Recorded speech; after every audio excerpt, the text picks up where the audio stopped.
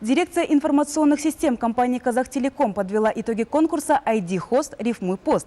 В октябре в социальной сети on.kz было объявлено состязание среди поэтов на рифму ID-хост. Сегодня территория Казнета представляет собой пеструю картину из информационных сайтов, официальных страниц организаций, форумов, онлайн-магазинов, а также мест для виртуального общения.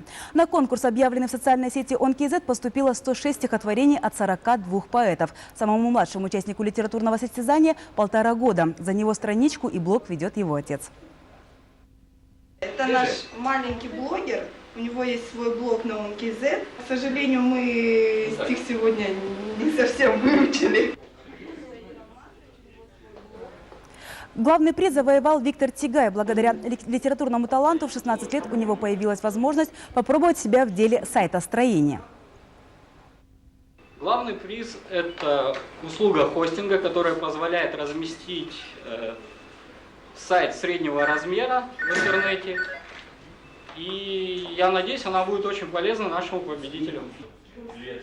Казнет представлен порядка 1200 сайтов. Рост количества пользователей всемирной паутины ставит задачи и перед теми, кто отвечает за расширение объема интернет-пространства. Для этого необходимо внедрение новых технологий и создание особой технической инфраструктуры. В настоящее время Казахтелеком запускает дата-центры, которые предоставят разработчикам сайтов дополнительное пространство в интернете.